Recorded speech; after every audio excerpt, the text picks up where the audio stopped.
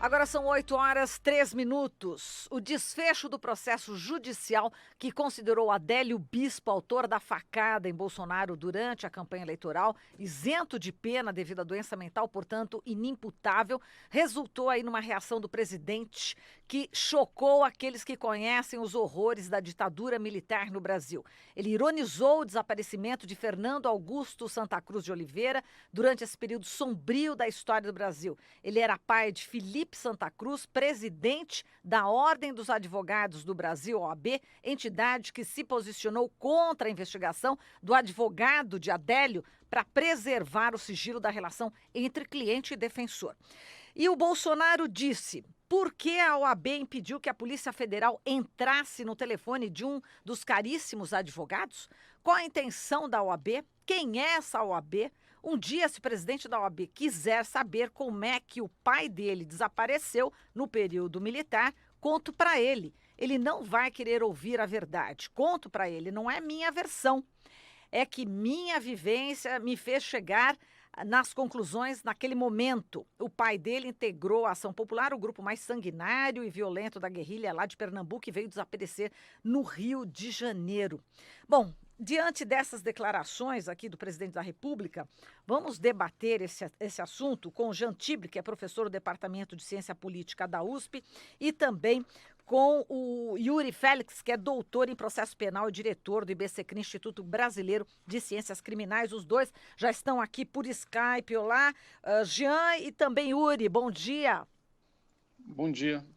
Bom, vamos começar aqui sobre... Bom Oi, dia, tudo bem? Marilu. Bom dia. Vamos começar aqui inicialmente pelo aspecto jurídico, falando... essa declaração pode ser enquadrada em crime de responsabilidade, hein, Yuri? Bom dia, Jean. Bom dia, Marilu, mais uma Bom vez, e dia. bom dia a todos a todas que nos ouvem. Não resta a menor dúvida.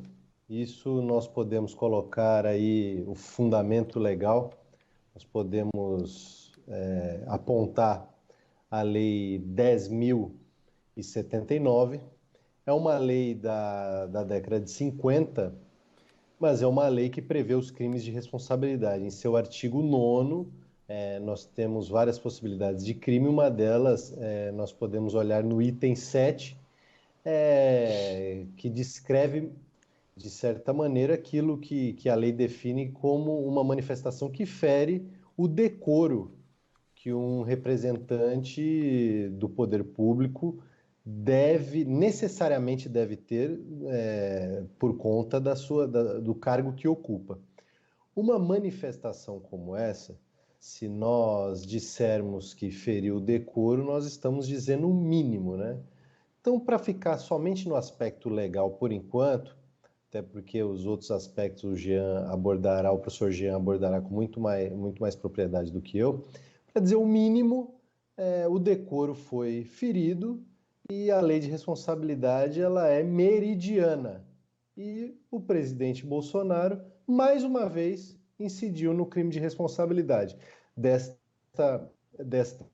Nesta feita, incidiu de forma escancarada, na minha opinião.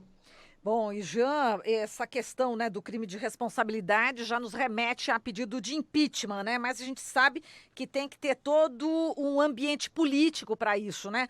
Jean, como é que você está analisando este caso, dos mais graves, né? Sim, é muito grave, né? É um pouco como se o Bolsonaro, depois dos primeiros meses, que ele estava parecendo não tão à vontade, né, no posto da presidência, ele tem se mostrado nos últimos tempos muito à vontade, né? Então ele tem se multiplicado, um monte de brincadeirinhas sem graças, coisa de beijo hétero, casamento hétero, mas isso está se acentuando e ele está meio parecendo um tirano inebriado, né? Só que ele ainda tem bastante apoio, né? Mesmo essa declaração, as reações iniciais, elas são tímidas pela gravidade de tudo que aconteceu, né? Claro que a esquerda, em sua multiplicidade, está criticando com contundência que merece isso, tudo mais. Até aqui em São Paulo, né, o prefeito e o governador também falaram, mas a minha sensação é que ele ainda tem apoio em muitos setores, mesmo se a popularidade dele está não está muito alta, ele tem ainda muito apoio de setores importantes, sobretudo econômicos, né? Claro que com a questão do Moro, né, da Vaza Jato, agora com essa declaração, o custo, digamos, no sentido de valores mínimos, vai ficando mais alto para essas parcelas que apoiam, mas eu vejo ele ainda com bastante força, infelizmente até, mas eu vejo isso.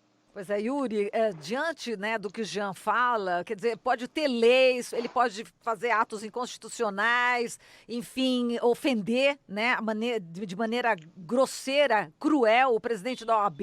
Quer dizer, na realidade, essa questão toda jurídica depende da política para fazer um efeito efetivo, né? Sem a menor dúvida. Sem a menor dúvida. O direito, ele anda de braço dado com o político. Claro, eu pondero todas essas questões que o Jean abordou. A questão política, ela muitas e muitas vezes, e na maioria das vezes, ela define o desfecho jurídico, mas como eu disse, o cometimento de crime de responsabilidade, ele é evidente. O que as instituições farão com isso, o que o Congresso Nacional fará com isso, o STF já com as representações encaminhadas ao Supremo Tribunal Federal, isso depende da correlação de força política, como o professor Jean colocou. Mas que o crime foi cometido, isso não resta dúvida, e isso, como eu disse na primeira parte, para dizer o mínimo, né? Pois um presidente da República que faz uma referência a um período que, por mais que se discuta, existe um consenso histórico de que foi um período de ditadura civil-militar. Civil, empresarial, militar. Existe, de certa maneira, esse consenso, por mais que muitos neguem. E ele faz um comentário desse, desrespeitando a família de um presidente de uma instituição que é a OAB, e em sua fala pergunta quem é a OAB, significa que o presidente não leu a Constituição. Porque se tivesse lido a Constituição, ele saberia quem é a OAB.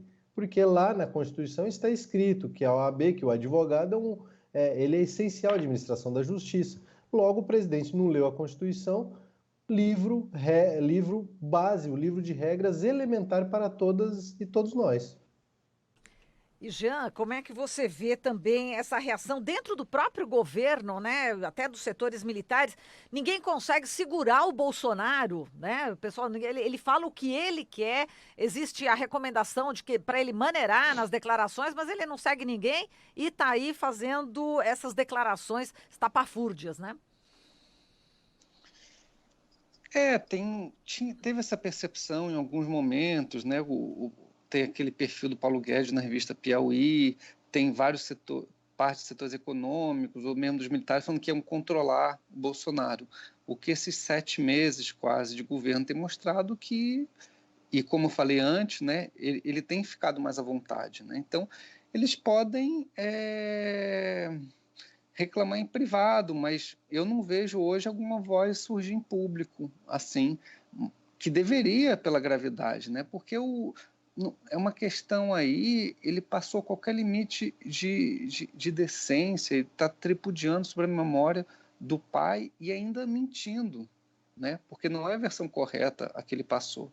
Então, é uma gravidade tal que aí deveria haver algum dissenso ali, alguém criticando isso às claras. Mas, como eu falei antes, eu acho que ele ainda tem uma certa força e também, embora... Porque a gente tem uma situação paradoxal, porque ele não tem maioria em quase nenhuma das suas pautas. No entanto, ele tem conseguido governar. É uma situação que pode se prorrogar, mas que também pode eu acho que tudo isso contribui para uma perda progressiva de popularidade, né? No estágio que está no governo, ele já tem dificuldades, né? Só que realmente a gente tem um presidente e um governo que destoam totalmente do padrão de relacionamento anterior, né? Entre os poderes, né? De respeito, né? Então, a gente ainda está, acho que toda a população assimilando e pensando a respeito disso, mas a minha sensação é que isso dá, a médio prazo não é bom para o Bolsonaro, porque não, ele está atingindo aí camadas que não tem nada a ver com direita, esquerda, posição política, mas sim de, vamos dizer, decência mínima de como tratar o outro, né? Bom dia, Sim, Jean. Bom dia, Yuri. Bom dia, bom dia. Você ia complementar, Pode Yuri? complementar, Yuri. Pode falar, Yuri. Ah, claro. Eu acrescentaria isso, essa ponderação que o professor Jean fez a respeito do apoio, digamos assim, de setores médios da população, ou de setores ligados ao ramo empresarial, mas se nós observarmos o último período, em 7 meses, a coleção de medidas e de falas atabalhoadas já superou o limite do razoável. Se nós observarmos o helicóptero que leva parentes para um determinado evento familiar, que é o casamento do filho fulano de tal. O filho fulano de tal é nomeado, ou melhor dizendo, é indicado para ser embaixador em Washington do governo. O principal ministro, ou o ministro com maior apoio popular e maior aceitação, em meio ao maior escândalo que se tem notícia da história desse país. O maior escândalo da República Brasileira é hoje a chamada Vaza Jato. O suposto hacker é preso e diz que não editou as conversas. Pode ter capturado as conversas, isso é objeto de investigação, mas ele próprio afirma que não editou as conversas. Ou seja, eu afirmaria que esse governo não tem um apoio popular durante muito tempo, pois se continuar nesta toada de uma pataquada atrás da outra, ficará difícil de sustentar. Essa é a minha análise para além do direito. Mas aí, Jean e Yuri, também não tem uma outra questão, porque se a gente for fazer um comparativo com os 2 últimos presidentes, por exemplo, a presidenta Dilma Rousseff começou a ver ali erodir sua popularidade, e ao mesmo tempo existiam manifestações de rua mobilizadas aí com grande parte da ajuda da mídia tradicional, e isso foi fundamental para que ela sofresse o processo de impeachment. Temer chegou a ter popularidade menor do que a da presidenta Dilma e os protestos de rua eram raríssimos, em geral de setores de movimentos populares da esquerda, mas eles não abarcavam ali um campo maior da sociedade. E o Bolsonaro também ele tem aí já a popularidade em queda, mas isso não causa indignação, como causava, por exemplo, ali na Dilma. Não existe também. Será que não é por isso que Bolsonaro fala justamente para esses 20% mais extremos da sociedade, para mobilizar justamente para, enfim, ser um fator de mobilização e a máquina do ódio está sempre a favor dele, sendo que o resto da sociedade, com exceção feita aí também a uma porcentagem menor que fica indignado com o que ele fala, mas o resto, a maioria das pessoas acaba se tornando indiferente em relação àquilo que ele faz, ou seja, está todo mundo muito, cada um em seu mundinho, mas não está pensando no coletivo. Essa indiferença também não contribui, inclusive, para que não haja pressão, por exemplo, para que a PGR saia do seu lugar de conforto e comece a agir para apurar as barbaridades do Bolsonaro? Vamos lá, Essa aqui é mais fácil, eu vou deixar para o Jean responder primeiro. Bom, eu situo, né, depois da manifestação do 26 de maio, né, se não me engano foi essa data, né, que foi de apoio ao Bolsonaro, eu acho que a partir daí ele leu essas manifestações como um sinal, vai nessa. E aí, a partir desse momento que eu vejo ele mais à vontade e o que eu falei um pouco inebriado. Aí tem a leitura política, a manifestação não foi tão grande, mas também não foi tão pequena. Ele conseguiu realmente mobilizar um público e ele tem essa faixa que está com ele, né? Sobre as manifestações, eu acho que isso tudo, né, são 7 meses.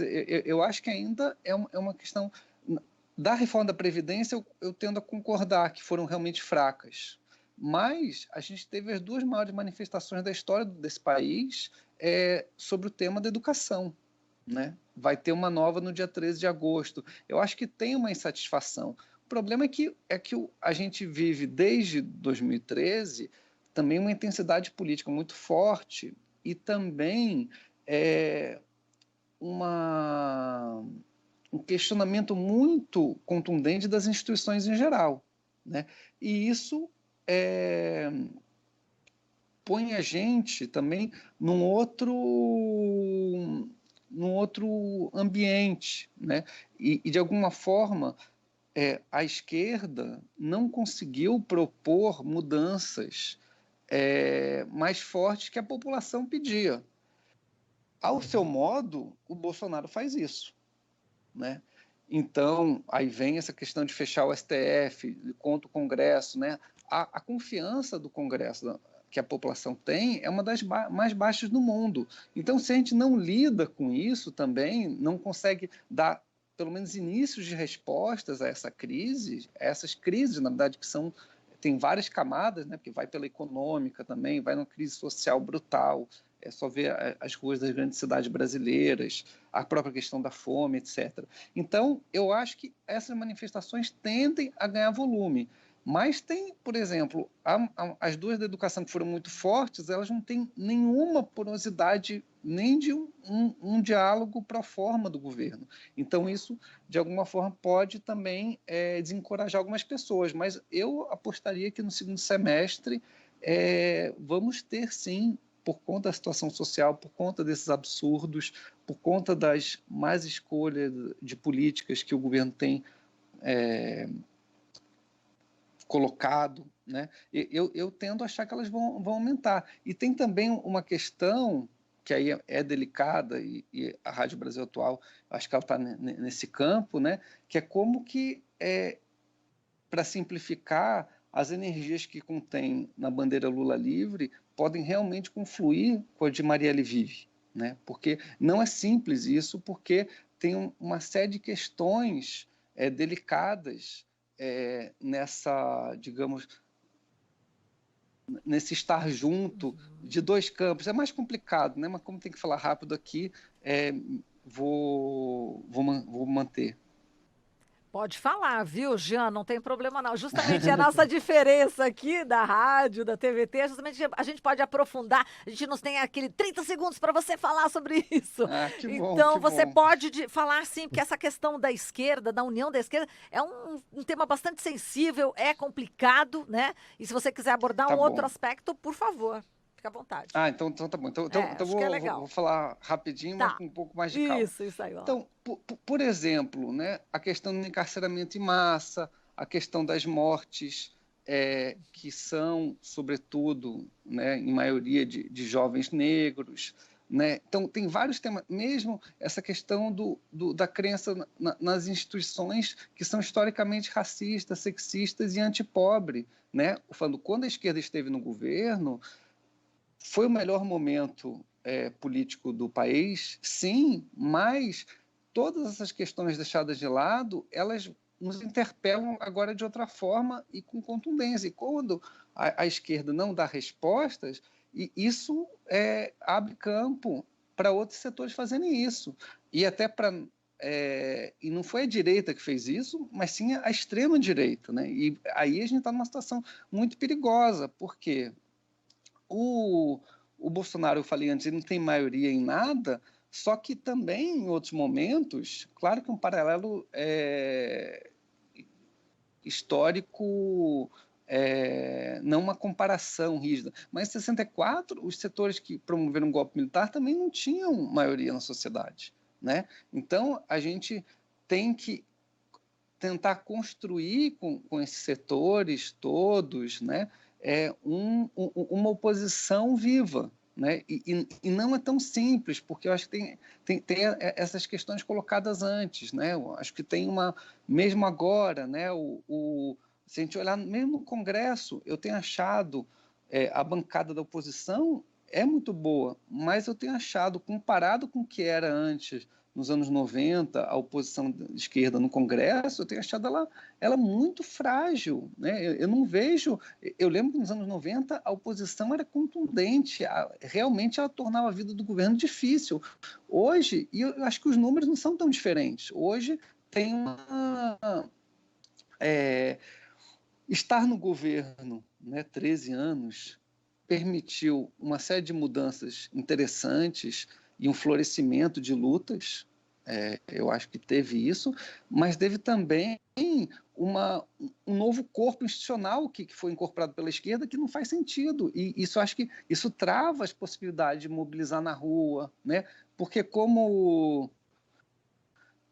disse, né, um dos filósofos políticos mais interessantes do momento, eu acho que chama Paul Beatriz Preciado, né? A esquerda só faz sentido se ela lutar com entusiasmo. Se ela não luta com entusiasmo, não é esquerda. Perfeito. Bom, agora, Yuri, vou colocar o ingrediente dos meios de comunicação, né? Afinal de contas, lembrando daquelas passeatas, né, contra Dilma, a gente teve praticamente um chamamento da Rede Globo, interrompendo, inclusive, novela, foi um momento histórico ali, né? No mau sentido, tô falando, né? De interromper uma novela para fazer chamada para passeata contra Dilma, né? Isso também a gente precisa, né, lembrar, não é isso, Yuri? E Jean? Sem dúvida. Inclusive, para o nosso professor Jean, que é carioca, nesse dia eu estava no Rio de Janeiro. Nesse dia eu estava no Flamengo, de repente o mundo parou e as panelas começaram. Eu estava no Rio, que é o mesmo estado que, não obstante ter eleito o pastor Crivella, também levou, em períodos da história política do Carioca, levou Gabeira ao segundo turno, levou Marcelo Freixo a uma altíssima votação, enfim. Mas nesse dia exatamente que a Marilu faz referência, eu estava no Rio de Janeiro. Daquilo que foi ponderado, eu colocaria uma outra questão também fundamental, que são os vazamentos. O presidente questiona a credibilidade de um jornalista premiado internacionalmente, questiona e ironiza a orientação sexual desse jornalista, como se isso fizesse alguma diferença naquilo que está sendo vazado, que, como eu disse, é o maior escândalo da República que se tem notícia. Então, eu não acredito que esse apoio popular se sustente por muito tempo, mesmo porque está certo que, se nós olharmos para alguns índices econômicos, como o dólar, que teve uma forte queda, isso é um fator interessante na economia do país, mas não é um fator capaz de alterar a vida econômica de todo brasileiro, principalmente do brasileiro mais comum. E o brasileiro mais comum, quando a coisa chega no bolso, complica. Nós não sabemos o que vem por aí com relação aos vazamentos. Muita coisa ainda pode acontecer. Na minha visão, a população talvez não faça grandes manifestações como fizeram com relação aos governos do PT, principalmente no governo da ex-presidenta Dilma, por conta disso que o professor Jean colocou de certo modo, que é uma falta de alternativa.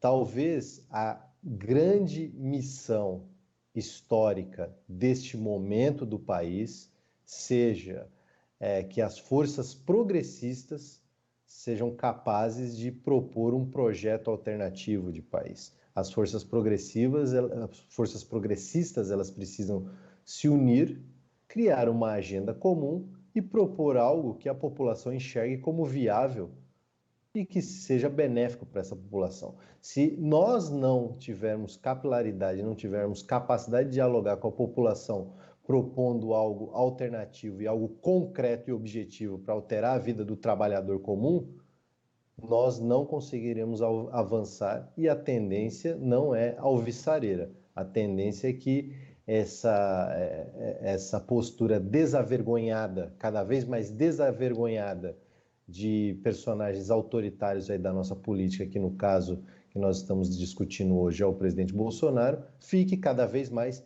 desavergonhada. E isso, para dizer o mínimo, é lamentável.